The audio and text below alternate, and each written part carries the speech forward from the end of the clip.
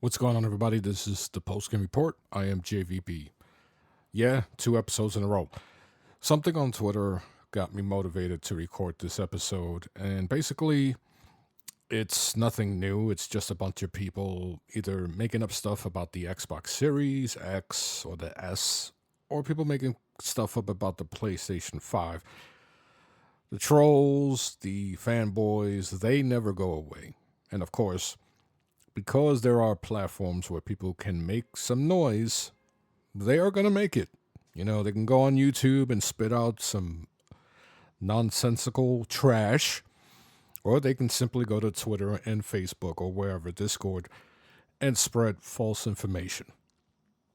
But because yesterday I was talking about how far back I go with video games and how music and video games coincide to bring back memories, fond memories that I've had, and how fortunate I am to have experience, I don't know what the hell I just said, experience the birth of video games. I feel like I have an obligation to put some sort of balance. Give people that want to hear some legitimate stories, some fun stories, some interesting stories, who want to know how things were back in the day, and who want to listen to actual people, actual consumers, actual gamers who own these consoles and enjoy them. I'm here for you. I don't own an Xbox. Why? Because I feel that right now, the Xbox Series is not worth owning. There's no secret. I've mentioned that. And why is that? Well, I'll give you an answer. There's nothing that highlights that hardware. There's nothing ready for it. So why spend the money now when I could easily buy it when it's more readily available? Because right now it's hard to find an Xbox Series or a PlayStation 5. So by the time software is ready, then I might jump on the Xbox ecosystem. My game, one of my favorite franchises ever, is Halo. And if Halo Infinite is up to par to my expectations, because I've seen the Halo franchise when it was at its peak, if it cannot meet and surpass that peak, I will not buy it. I will not buy the next Halo or the new Xbox. I have a reason, and I just explained that reason to you. I didn't make up a bunch of hogwash as to why one console is weaker in certain aspects than the other, or I didn't give you the bullshit that my friends play on the Xbox. I have a bunch of friends who play on Xbox, and guess what? I still don't own one because at the end of the day, when I'm home and I want to play something that entertains me, I put on the console of choice and I put the games that I want to play. I don't base everything off of what my friends are so-called playing. And then some games simply have cross-platform play. So you can still own a PlayStation and play with your Xbox buddies.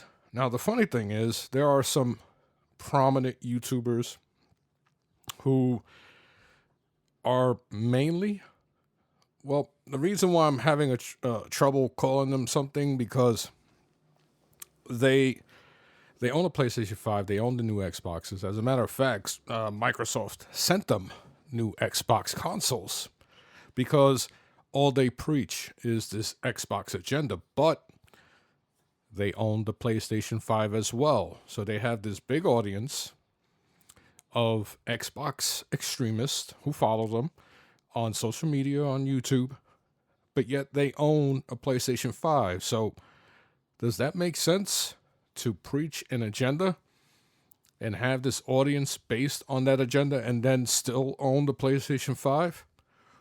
What does that tell you? That tells you that they don't want to miss out, that they got their bases covered, that when there isn't anything to play on the Xbox, they can still play on the PlayStation 5. Meanwhile, you're preaching to your audience that PlayStation is bad, Xbox good.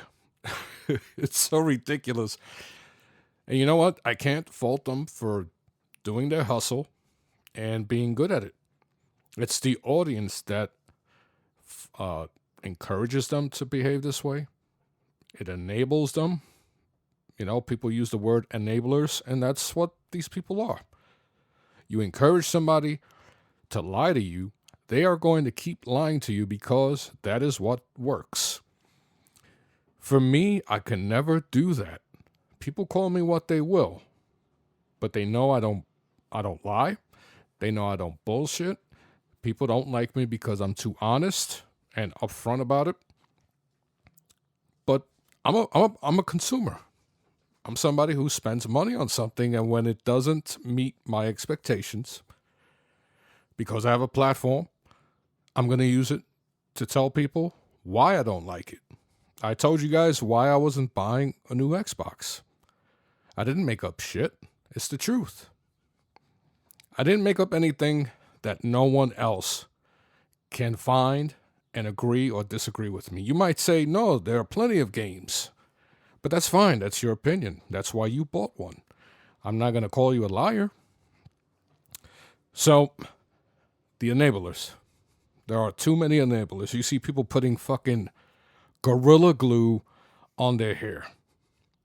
And then they pretend it was an accident. When you know damn well it wasn't an accident. It's part of this algorithm. It is this algorithm that has hindered what we once considered a platform to be openly creative. Now, either you follow that algorithm or you're just thrown in with the rest of us, and that includes me. I've been on YouTube for quite some time.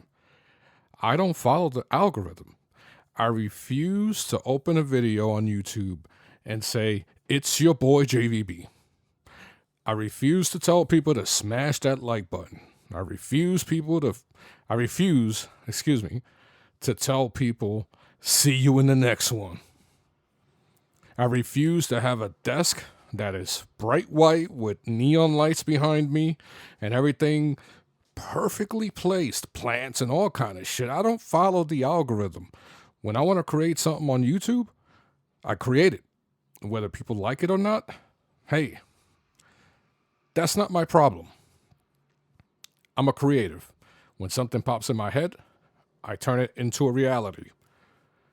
When I want to take photos, I go out and take photos. When I want to take photos of action figures that are lying around the house, I do that. I don't go and take a photo of my wife holding my hand, and all you see is my hand and my wife in front of me, and we're running to the beach. Same thing happens on Instagram. You have an algorithm. Those type of photos that I just described are very popular. They get a lot of freaking likes. Freak that. If you don't like my photos, well, hey, so be it. That's why I appreciate the people that listen to me, that subscribe to my podcast, that subscribe to my channel. You don't even hear me tell people like and subscribe. I don't. I feel that if you somehow found my channel or you found my podcast, then you know damn well how it works. You know how YouTube works. You know that there's a subscribe button in just about everything. Twitter, you're basically subscribing to somebody else when you follow them. So why should I constantly remind people, like and subscribe to my channel for more videos like this? Holler. I mean, I'm being stupid, but I mean, it's really annoying. I don't know if it's just me because of my head injury that I've gotten worse when I look at this stuff. Like my wife knows whenever, because my wife's been watching a lot of videos about people who have moved to other countries. And it is crazy how many people who have videos about this, they start out the same. They have this electronica music with like a high-pitched female voice, like coming in and out, right? And then Then the person, the host of the video, starts talking, and then all of a sudden the music goes back up, and then they're doing, B-roll, or they're walking around, and then the music lowers and they start talking again, and then they start reminding you, hey, subscribe to my channel if you want to see more stuff like this. It's all the same, and it doesn't matter if it's a male, female, teenager, someone in their 40s. It's as if people just are afraid to go against what works. And hey, in a world like YouTube, where there's millions and millions of creators, and then the top content creators, you see them all the time. As when you go on YouTube and they recommend people, you see the same people. So it's like, damn, do I got to do that? I guess so. Nah, freak that. For me, I'm 48. I'm still trying to learn shit. I'm still trying to, right now I'm doing therapy. I'm using podcasting and YouTube to help me with my therapy, to help me get better, to try to help me remain or feel like I'm useful in this world. But yeah, I like when I get a check every month from YouTube. I get a $100 check here and there. Hey, why not, right? Nobody's working extra to people got to click on the ad or skip the ad, right? That's the most work they have to do. So I know there are people who want to make a career out of podcasting, out of YouTube, and that's fine. Hey, if that's what you want, go for it. Work hard at it, but add something different. There are so many possibilities. That's why the most successful people, like a Marquise Brownlee, the dude is highly successful and he doesn't do anything flashy. The kid started out at 14 and now he's a millionaire. And rightfully so, because he speaks well. He adds a sense of familiarity, right? Like you feel like when you watch an MKHD video, you feel like he's talking to you. Hey, I might not have the most popular YouTube channel. I might not have high followers on Twitter when I used to, and I purposely deleted it, excuse me. And right now my podcast, it's one of the oldest video game centric podcasts out there. It's not as popular as it used to be, but then again, I don't want it to. I'm not really pushing PGR. I could, because I know for a fact that PGR is a lot better than fucking 96% of the podcasts out there. I mean, you have to think like that when you are a creator, when you are a content creator. You have to believe that you're better than everybody else. But what makes you better than everybody else? You have to find that as well. Me, I was talking about it yesterday. It's that history I have growing up in the very beginning, in the very early stages of video games. I've experienced lots of joy with video games that other people will never experience. And it was great speaking to some people on Twitter.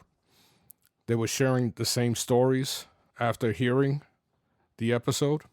And it felt good to talk with other grown men who felt the excitement by listening to my episode, because it brought back memories.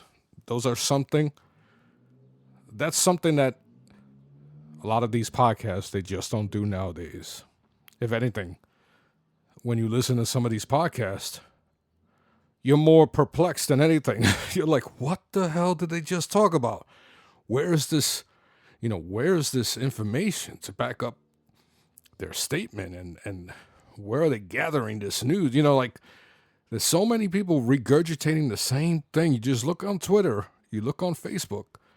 I mean, not Facebook, YouTube. And you'll see the same titles, just worded slightly differently. The same type of thumbnails. It's ridiculous, folks. And it's just me. Hey, I'm 48. Maybe I'm just way too old, or I'm way too ahead of my time when it comes to my maturity. Not that I'm not immature, because hey, I still play with action figures. I still talk about video games. But I mean, maybe I should be acting like this when I'm 90 years old instead of I'm acting like this now. That's what I mean by that. So, yeah, I just wanted to talk about that because, man, if you call yourself a creative and you pride yourself on being better than the next person, then show us something. Show us something original. Add something that no one else has added to the genre. And I'm talking about video games. I'm talking about reviewing hardware, photography. How many freaking photography YouTube channels I have to see where the person talking has that same electronica music? They have B-rolls. They're pouring a coffee. And it's like, and then they put their hand towards the camera when they transition to the next scene. It's like, stop. I've seen this already 100 times from 100 different people. Can you come up with something different, please? Because your photography is pretty freaking awesome. Give the people a reason to see your photography. If you're going to do a photography channel or a video game channel, give a reason why people should stick around. Don't start off like everybody else, because you know what? I could stay with the same 2 reviewers and see the same exact thing that you're probably going to talk about. And that sucks. So anyway, I'm going on and on. I'm venting. But as always, guys, gals, I truly appreciate the fact that you guys still listen to the post-game report. And I try my best to give you something to think about. So, as always, I am JVB. I will talk to you guys later.